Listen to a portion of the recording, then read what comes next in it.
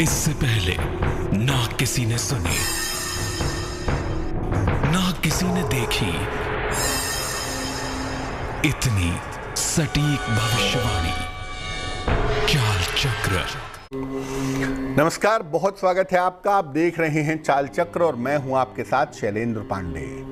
जीवन में जब भी भगवान शिव की पूजा का अवसर मिले, उनकी पूजा जरूर कर लेनी चाहिए, क्योंकि हो सकता है उनकी कृपा से आपका जीवन बदल जाए और उनके आशीर्वाद से आपके कष्ट कट जाएं, दुखों का निवारण हो जाए। आज सावन की शिवरात्रि है। एक ऐसा अनूठा मौका है, एक ऐसा दुर्लभ मौका है जब आज रात के समय पूजा करके, आज मध्य रात्रि में उपासना करके आप अपनी बहुत सारी कामनाओं को पूरा कर सकते हैं। चाल चक्र में आज सावन की शिवरात्रि के बारे में क्या खास है, चलिए बताते हैं आपको। आज हम बात करेंगे कि सावन की शिवरात्रि पर वरदान कैसे बरसेंगे। बात करेंगे कि शिवरात्रि की रात को कौन से विशेष उपाय करें, उससे क्या लाभ होगा, और भगवान शिव की कृपा से मनोकामनाएं कैसे पूरी होंगी। तो आज सावन की शिवरात्रि है, एक बड़ा मौका है, बहुत बड़ा अवसर है, और इस अवसर का आप पूरा फायदा आज रात को उठा सकते हैं। थोड़ा सा समय दे करके, थोड़ी सी प्रार्थना करके, थोड़ी सी पूजा करके आप अपनी जिंदगी की रुकावटों को दूर कर सकते हैं। कैसे कर सकते हैं, क्या कर सकते हैं, इस विषय पर चर्चा करेंगे। लेकिन सबसे पहले एक नजर डालते हैं आज के पंचांग पर। आज तिथि है श्रावण कृष्ण पक्ष की त्रयोदशी तिथि, शाम को 6:28 तक। नक्षत्र है आर्द्रा नक्षत्र, सुबह के 6:38 तक। चंद्रमा मिथुन राशि में संचरण कर रहे हैं। राहु काल का समय सुबह के 10:30 से दोपहर के 12 बजे तक। पश्चिम दिशा की तरफ यात्रा करने की आज मनाही है, लेकिन अगर यात्रा करना जरूरी है, मजबूरी है, तो जरा सी दही खाकर और भगवान का स्मरण करके यात्रा करेंगे तो मुश्किल से बचे रहेंगे। इसके पहले कि हम चर्चा की शुरुआत करें, आपको बताते हैं वो टेलीफोन नंबर जिस पर फोन करके आप कार्यक्रम में हमारे साथ जुड़ सकते हैं। हमारा फोन नंबर है 0120-480-7333, 012048073333। सबसे पहले जानते हैं कि शिवरात्रि का पर्व क्या है और इसकी महिमा क्या है। देखिए, शिवरात्रि जो है ये हिंदू परंपरा का, सनातन संस्कृति का एक बहुत बड़ा पर्व है। सामान्यतः शिवरात्रि मनाते हैं चतुर्दशी तिथि को। ऐसा माना जाता है कि इस दिन भगवान शिव का प्राकट्य हुआ था। भगवान शिव का जन्म हुआ था ये नहीं कह सकते, क्योंकि शिव जो हैं वो अजन्मा हैं। शिव का कभी जन्म नहीं हुआ। शिव जन्म के पहले से भी थे और मृत्यु के बाद भी रहेंगे। इसलिए भगवान शिव जब पहली बार प्रकाश के लिंग के रूप में प्रकट हुए, उस तिथि को शिवरात्रि की तिथि माना जाता है। इसके अलावा भगवान शिव का विवाह भी शिवरात्रि के दिन ही माना जाता है। शिवरात्रि के दिन भगवान शिव की उपासना से व्यक्ति को जीवन में संपूर्ण सुख प्राप्त हो सकता है। शिवरात्रि के दिन व्रत, उपवास, मंत्र जप करना और रात में जगना, इसका विशेष महत्व है। सावन का महीना शिव जी का महीना है, इसीलिए सावन की जो शिवरात्रि है वो बहुत ज्यादा महत्वपूर्ण हो जाती है। हर महीने के कृष्ण पक्ष की चतुर्दशी को शिवरात्रि आती है। फाल्गुन में आती है महाशिवरात्रि और सावन में आती है सावन की शिवरात्रि। इन दो शिवरात्रियों का ज्यादा महत्व है।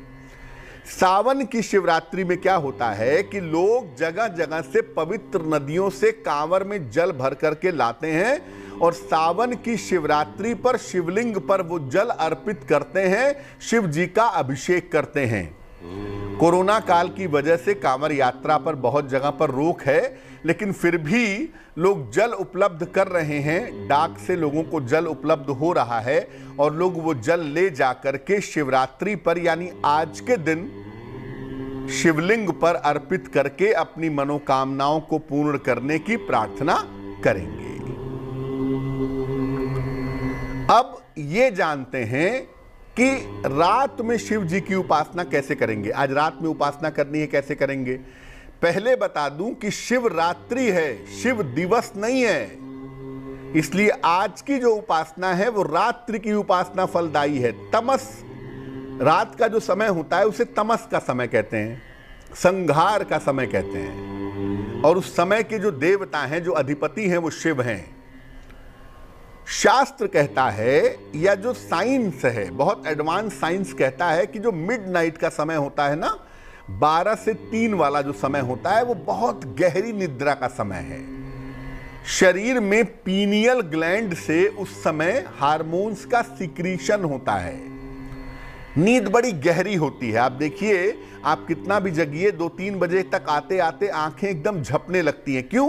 क्योंकि वो ऐसा समय होता है जब शरीर अपनी मैक्सिमम रिलैक्सेशन में, आनंद की अवस्था में पहुंच जाता है। इसीलिए हर धर्म में, हर धर्म की बात कर रहा हूं मैं, हर धर्म में मध्य रात्रि की साधना का विशेष महत्व है।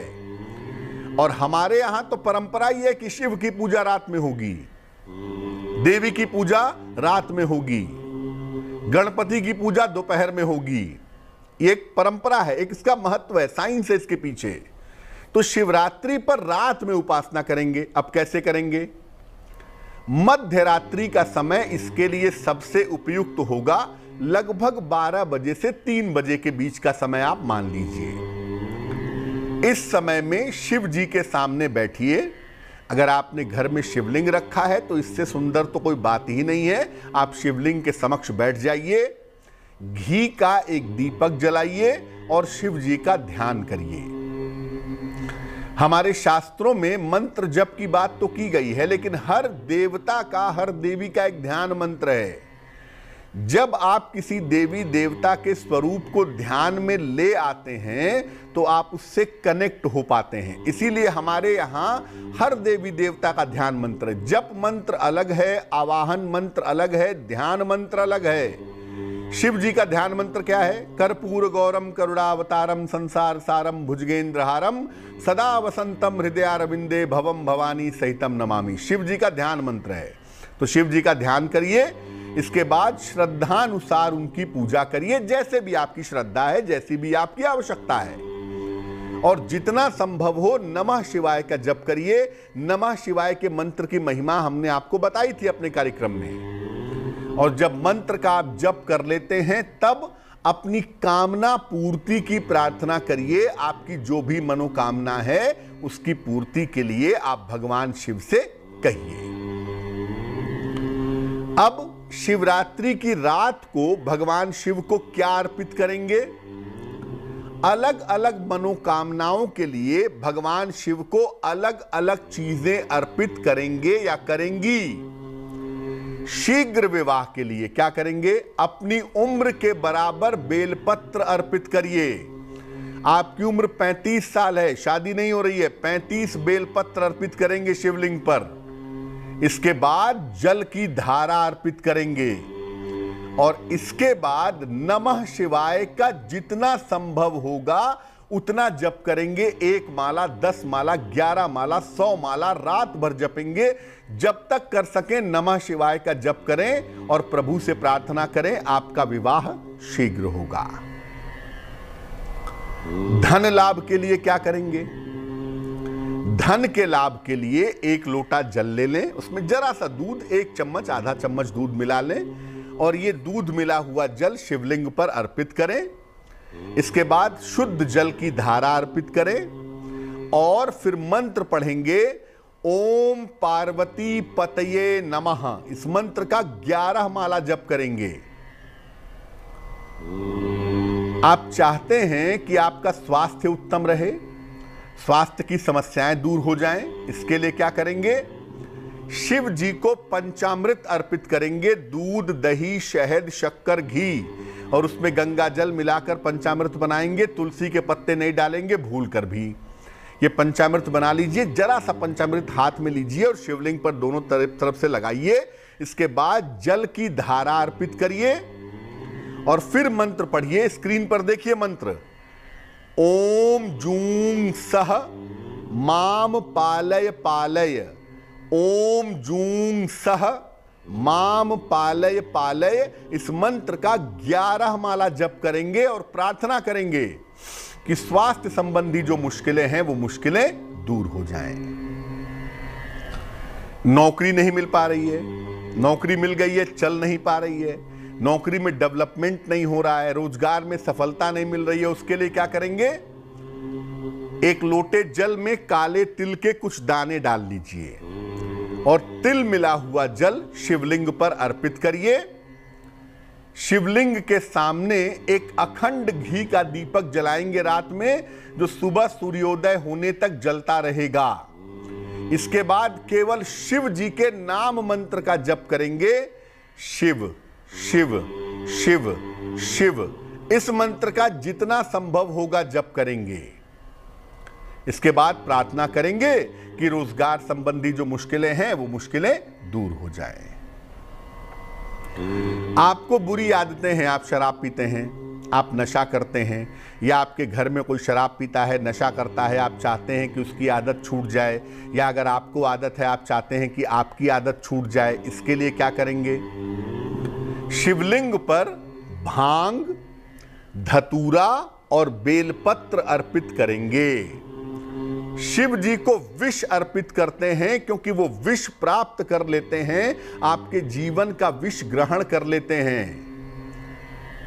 तो शिव जी को भांग, धतूरा, बेलपत्र अर्पित करें। इसके बाद जल की धारा अर्पित करें और इसके बाद इसके लिए एक बहुत विशेष मंत्र है। इस मंत्र का 3 माला 108 गुणे 3 बार जप करेंगे।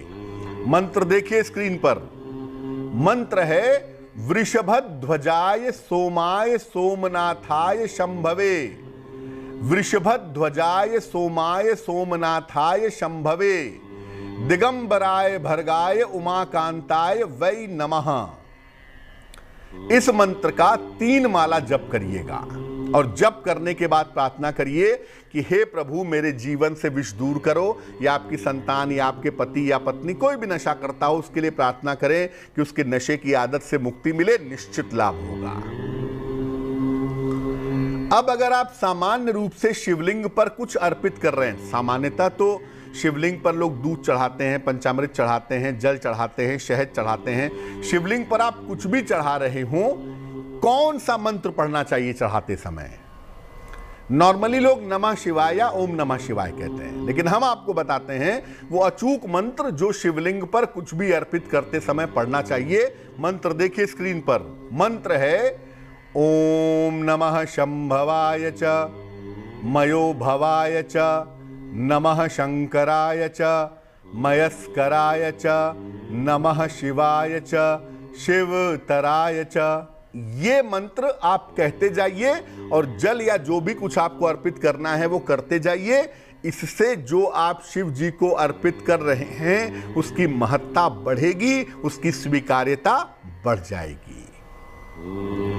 तो आज की रात बड़ी कीमती है, बड़ी अनमोल है, ये रात वेस्ट नहीं होनी चाहिए। आप कुछ नहीं कर सकते, कम से कम रात में शिव जी के सामने बैठ के 108 बार नमः शिवाय तो जरूर पढ़ लीजिएगा, ताकि देवाधिदेव महादेव की कृपा आपको मिल सके। वक्त एक छोटे से ब्रेक का है, लेकिन ब्रेक पर जाने के पहले जान लेते हैं कि आज की जिज्ञासा क्या है। आज की जिज्ञासा है कि क्या भगवान शिव की पूजा में बेलपत्र, पुष्प यानी फूल, नैवेद्य यानी मिठाई आदि अर्पित करना जरूरी है क्या? इस महत्वपूर्ण प्रश्न का उत्तर देंगे एक छोटे से ब्रेक के बाद।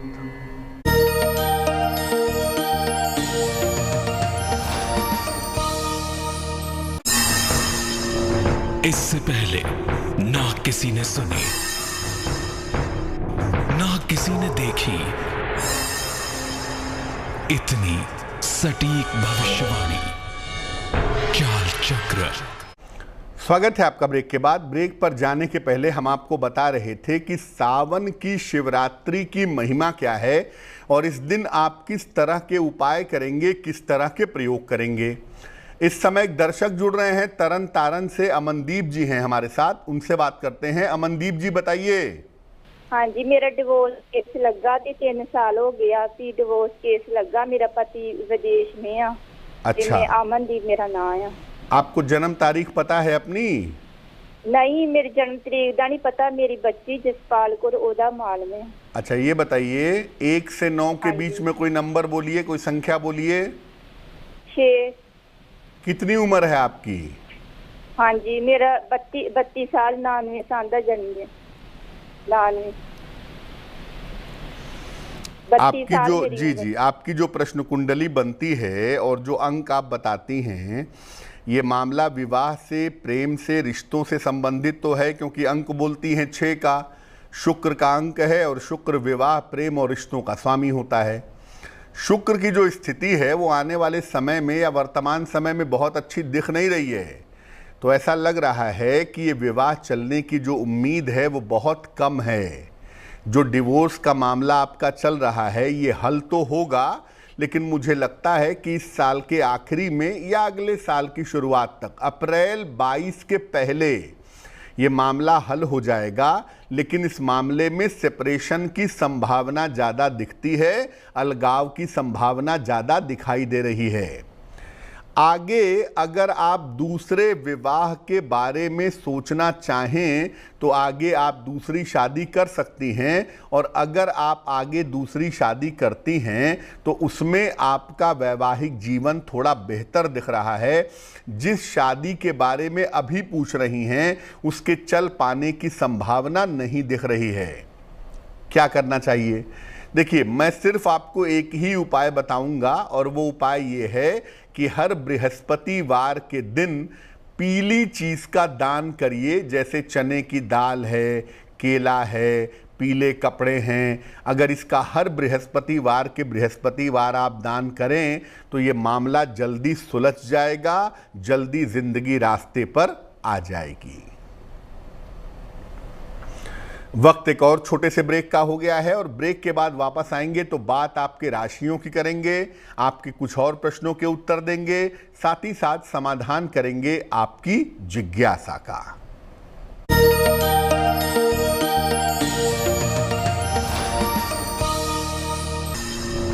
इससे पहले ना किसी ने सुनी, ना किसी ने देखी इतनी सटीक भविष्यवाणी। चाल चक्र। स्वागत है आपका ब्रेक के बाद। ब्रेक पर जाने के पहले हम आपके प्रश्न के उत्तर दे रहे थे और आपको बता रहे थे कि शिवरात्रि की रात पर आपको कौन से उपाय करने हैं। आगे भी आपके कुछ और प्रश्नों के उत्तर देंगे, लेकिन इसके पहले स्वस्थ रहने के सरल उपाय निरोगी भव में। अगर आपके बाल तेजी से सफेद हो रहे हों, ये प्रश्न बहुत लोग पूछ रहे हैं, इसलिए इसका उत्तर आपको बता रहे हैं कि अगर आपके बाल बहुत तेजी से सफेद हो रहे हों तो गाय के दूध से बने हुए शुद्ध घी को ले आएं और हफ्ते में 2 बार अपने सर के बालों की इससे मालिश करें। आपको निश्चित रूप से लाभ होगा। चलिए राशियों के सिलसिले की शुरुआत करते हैं। सबसे पहले मेष राशि। मेष राशि, मान सम्मान की प्राप्ति होगी, कारोबार में फायदा होता दिख रहा है, छोटी यात्रा के योग बने हुए हैं, शुभ रंग होगा लाल और भाग्य आपका साथ निभाएगा 70%। वृषभ राशि, रुके हुए काम आपके तमाम पूरे होंगे, रोजगार में आपको मनचाही सफलता मिलेगी, धन की प्राप्ति के योग भी आपके लिए बने हुए हैं, शुभ रंग है आपका सफेद और भाग्य है 80%। मिथुन राशि, नौकरी में सुधार और परिवर्तन की संभावनाएं दिख रही हैं, धन लाभ के अच्छे योग बने हुए हैं। इस समय कोशिश करें, आपके रिश्तों की तमाम समस्याएं हल होंगी, शुभ रंग होगा हरा और भाग्य होगा 90%। कर्क राशि, स्वास्थ्य और मानसिक स्थिति का थोड़ा ध्यान रखें, धन की हानि से बचाव करें, भगवान शिव को जल अर्पित करें। शुभ रंग होगा क्रीम और भाग्य साथ निभाएगा 60%। सिंह राशि, धन लाभ के योग बन रहे हैं। परिवार की तमाम समस्याएं हल होंगी। संतान पक्ष से लाभ होने के योग दिख रहे हैं। शुभ रंग होगा गुलाबी और भाग्य होगा 70%। कन्या राशि, धन लाभ के योग बन रहे हैं। नौकरी में सुधार होता दिख रहा है। वाणी पर नियंत्रण बनाए रखें। शुभ रंग धानी और भाग्य होगा 80%। तुला राशि, करियर में सफलता के योग बन रहे हैं। पुराने मित्र से आपकी मुलाकात होगी। संपत्ति क्रय कर सकेंगे। शुभ रंग सफेद और भाग्य होगा 75%। वृश्चिक राशि, स्वास्थ्य का ध्यान बनाए रखें। लिखा पढ़ी में सावधानी रखें। भगवान शिव को जल अर्पित करें। शुभ रंग होगा नारंगी और भाग्य होगा 60%। धनु राशि, करियर में दबाव बढ़ता दिख रहा है। महत्वपूर्ण निर्णय इस समय आपको लेने पड़ेंगे। मान सम्मान पर ध्यान दें। शुभ रंग पीला और भाग्य होगा 70%। मकर राशि, जीवन में बड़ा परिवर्तन होगा। करियर की समस्या हल होगी। स्थान परिवर्तन के योग बन रहे हैं। शुभ रंग होगा हरा और भाग्य होगा 65%। कुंभ राशि, रोजगार में बेहतरी होगी। उपहार का लाभ मिलेगा। काम का बोझ बढ़ा रहेगा। शुभ रंग नीला और भाग्य होगा 75%। मीन राशि, धन हानि से बचाव करें। परिवार में विवाद हो सकते हैं। भगवान शिव को जल अर्पित कर दें आज। शुभ रंग होगा सफेद और भाग्य होगा 60%। इस बीच एक दर्शक हमारे साथ जुड़ रही हैं। लता जी हैं प्रयागराज इलाहाबाद से। उनसे बात करते हैं। लता जी बताइए। प्रणाम पंडित जी। जी प्रणाम जी, मेरा नाम लता पांडे। पंडित जी, मेरा जन्म 14/9/1984 को हुआ है, दिल्ली में। समय बताइए। समय शाम को 4:10 पर, शुक्रवार दिन। जन्म स्थान है दिल्ली। जी, पूछिए क्या प्रश्न है। प्रश्न ये पूछ रहे हैं सर, गुरु जी के करियर कैसा रहेगा शिक्षा के क्षेत्र में? सरकारी नौकरी है कि नहीं? अभी आप क्या कर रही हैं? इस समय पेपर की तैयारी कर रहे हैं। कुंडली आपकी मकर लग्न की बनती है और राशि आपकी जो बन रही है वो बन रही है मेष राशि। मकर लग्न और मेष राशि की आपकी कुंडली है। महादशा आपकी इस समय मंगल की चल रही है और अंतरदशा इस समय आपकी राहु की चल रही है फरवरी 2022 तक। बृहस्पति की अंतरदशा में यानी फरवरी 2022 के बाद आपको शिक्षा क्षेत्र में सरकारी नौकरी मिल सकती है। इसकी संभावना आपकी कुंडली में ज़रूर बनती है। तो फरवरी 2022 के बाद आप प्रयत्न करिएगा। फरवरी 22 के बाद आपको शिक्षा क्षेत्र में सरकारी नौकरी की संभावनाएं दिख रही हैं। 2 उपाय करिए। एक ओपल बनवा करके पहन लीजिए, लगभग 10-12 रत्ती का ओपल चांदी की अंगूठी में, दाहिने हाथ की तर्जनी उंगली में, शुक्रवार की शाम को। दूसरा काम करिए, रोज सवेरे सूर्य भगवान को जल चढ़ाइए और एक बार विष्णु सहस्त्र नाम का पाठ करिए। ये काम अगर आप नियमित रूप से करें तो आपकी नौकरी की संभावनाएं भी ठीक हो जाएंगी और आपकी कुंडली में जो स्वास्थ्य की दिक्कतें हैं ये दिक्कतें भी समाप्त हो जाएंगी। इस बीच एक और दर्शक हमारे साथ जुड़ गई हैं। जम्मू से राजकुमारी जी हैं, उनसे बात करते हैं। राजकुमारी जी बताइए। हाँ जी, नमस्कार पंडित जी। जी नमस्कार, बताइए। हाँ जी, मेरी एज है 67 साल। जी हाँ, 13/10/1954 के टाइम का पता नहीं है, समय तो नहीं पता है आपको। क्या सवाल है आपका? मेरा सवाल है कि तो मेरी सेहत ठीक रहती है, दूसरा बच्चे मुझसे प्यार क्यों नहीं करते? जो बहू है वो ही नहीं करती। क्या बात, क्या कौन सा ग्रह है? 1 से 9 के बीच में कोई संख्या बोलिए। 7। जो आपकी प्रश्न कुंडली इस समय बनती है और जो अंक आप बताती हैं उसके हिसाब से केतु से संबंधित प्रश्न है। केतु मंगल की राशि में गोचर कर रहे हैं इस समय और मंगल से आस्पेक्टेड भी हैं। ये बात तो ठीक है कि बेटे और बहुएं आपके साथ रहते होंगे, लेकिन संतान का जो नैसर्गिक कारक है बृहस्पति, वो कुंभ राशि में वक्री है। कहीं ना कहीं संतान और उनकी पत्नियों के साथ तालमेल को लेकर के दिक्कतें बन रही हैं, क्योंकि प्रश्न कुंडली में बृहस्पति भी अच्छा नहीं है और केतु के ऊपर मंगल की दृष्टि भी बनी हुई है। क्या करेंगी आप? बृहस्पति को बेहतर करने के उपाय करें और बृहस्पति को बेहतर करने के लिए भगवान शिव की पूजा अचूक मानी जाती है। तो बेहतर होगा कि सुबह और शाम दोनों समय आप ज़्यादा से ज़्यादा नमः शिवाय का जप करें। अगर घर के आसपास कोई शिव जी का मंदिर है तो रोज सवेरे जाकर के शिव जी को जल चढ़ाएं शिवलिंग पर और ये प्रार्थना करें कि संतान की तरफ से जो समस्याएं हैं वो समस्याएं दूर हो जाएं। ये उपाय आप लंबे समय तक करिएगा। इस उपाय को करने से पारिवारिक समस्या जो है, संतान की तरफ से जो समस्या है, वो समस्याएं दूर हो जाएंगी। एक और दर्शक हमारे साथ जुड़ गए हैं, शाहजहांपुर से राजेंद्र जी हैं, उनसे बात करते हैं। राजेंद्र जी बताइए। जी प्रणाम गुरु जी। जी प्रणाम। हाँ, ये मेरे बालक के बारे में पूछना था। अक्षय नाम है उसका। जन्म तारीख बताइए। उसकी जन्म तारीख है 23/2/1995। समय बताइए। समय शाम को 6 बजे। और गुरुजी यूँ कहते हैं कहाँ पे जन्म कहाँ हुआ है?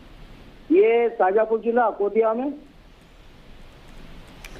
अब पूछिए सवाल क्या है? गुरुजी उसका शादी कब होएगी और वैवाहिक जीवन कैसा रहेगा? और आप कुछ मंगली के बारे में पूछ रहे थे। हाँ, बालक के बारे में, उसकी शादी कब होगी, क्या मांगलिक है क्या, और उसका वैवाहिक जीवन कैसा रहेगा? आपके बेटे की जो कुंडली हमारे पास बन रही है, ये कुंडली बन रही है सिंह लग्न की और आपके बेटे की राशि बनती है वृश्चिक। जो मंगल है वो कुंडली के 12वें खाने में बैठा है। लग्न से भी मांगलिक है और शुक्र से भी मांगलिक है। कुंडली मांगलिक तो है ही। महादशा आपके बेटे की शुक्र की चल रही है इस समय और अंतरदशा इस समय बृहस्पति की चल रही है। शुक्र में बृहस्पति की दशा है। बृहस्पति कुंडली के 4th भाव में विद्यमान है, चंद्रमा से 7th भाव को देख रहा है और नवांश में भी 7th भाव के अधिपति को प्रभावित कर रहा है। निश्चित रूप से आपके बेटे का जो विवाह है वो होने का समय चल रहा है। अभी कोशिश की जाए तो अगले साल के मई के पहले पहले आपके पुत्र का विवाह निश्चित रूप से हो जाएगा। पहली बात। दूसरी बात, बिना कुंडली मिलाए विवाह मत करिएगा, क्योंकि वैवाहिक जीवन बहुत अच्छा नहीं दिखता है कुंडली में। इसलिए सोच समझकर ठंडे दिमाग से शादी का निर्णय लीजिएगा, वरना 2 शादियों की नौबत आ जाएगी। तो कुंडली मिला करके सोच समझ के विवाह करें, इसी में इस बच्चे का कल्याण है, वरना वैवाहिक जीवन में दिक्कतें काफ़ी ज़्यादा दिख रही हैं। एक और दर्शक हमारे साथ जुड़ गई हैं, आशा जी हैं दिल्ली से, उनसे बात करते हैं। आशा जी बताइए। पंडित जी नमस्कार। जी नमस्कार। पंडित जी मेरी बेटी के विवाह के बारे में पूछना था। जन्म तारीख बताइए बेटी की। उसकी जन्म तारीख है 4/5/1988। समय बताइए। 5:20 सुबह दिल्ली में। पंडित जी लड़के की भी डेट ऑफ बर्थ है। जिसके साथ मिलाना चाहती हैं? जी जी जी। पहले आपकी बिटिया की कुंडली तो देख लें कि शादी की संभावनाएं क्या हैं। पंडित जी आपसे पूछा था, मानिक पहना हुआ उसने 1918 में। कुंडली आपकी बिटिया की मेष लग्न की बनती है, राशि बनती है वृश्चिक राशि। और आपकी बिटिया की जो दशा इस समय चल रही है हमारे पास, वो दशा चल रही है आपकी बिटिया की महादशा शुक्र की और अंतरदशा चल रही है मंगल की मई 2022 तक। अब लग्नेश की ही अंतरदशा चल रही है, शुक्र की महादशा चल रही है, सप्तमेश में लग्नेश की दशा है, 1/7 की दशा चल रही है और गोचर में भी 7th भाव को बृहस्पति प्रभावित कर रहे हैं। निश्चित रूप से विवाह होने का उपयुक्त समय बना हुआ है और मई 2022 के पहले इनकी शादी होने की प्रबल संभावनाएं दिखाई दे रही हैं। माणिक्य इनको इसलिए पहनाया गया है कि इनका स्वास्थ्य बेहतर बना रहे और सेहत में किसी तरह की दिक्कतें परेशान न करें। माणिक्य ये धारण किए रखेंगी। अभी के लिए आप इनको बोलिए कि जल में जरा सी हल्दी मिला करके सूर्य भगवान को नित्य प्रातः जल अर्पित करें और रोज सुबह 108 बार नमः शिवाय का जप करें तो विवाह जल्दी से जल्दी हो जाएगा। चलिए अब बात कर लेते हैं उनकी जिनका है आज जन्मदिन। जिन लोगों का जन्मदिन है उन्हें हम सबकी तरफ से जन्मदिन की हार्दिक शुभकामनाएं। आने वाले वर्ष में आपके करियर में धीरे धीरे सुधार होगा। परिवार के मामले, संपत्ति के मामलों में भी सुधार होगा, लेकिन स्वास्थ्य के मामलों में आप बिल्कुल भी लापरवाही मत करिएगा।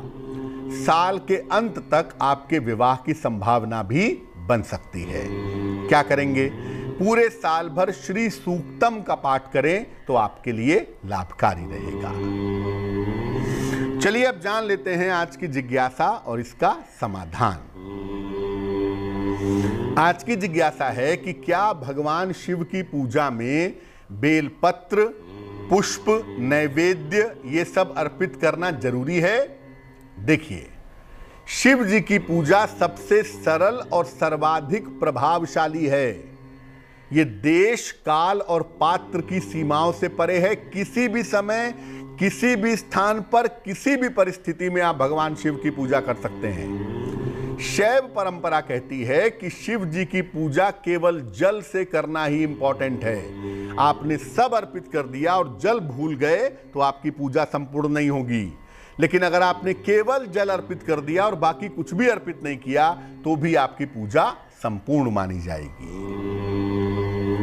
चलिए अब जान लेते हैं शुभ पहर का महत्वपूर्ण समय क्या है। आज का शुभ पहर है रात को 10:30 से 12 बजे तक। इस समय में शिव जी के मंत्रों का जप करें।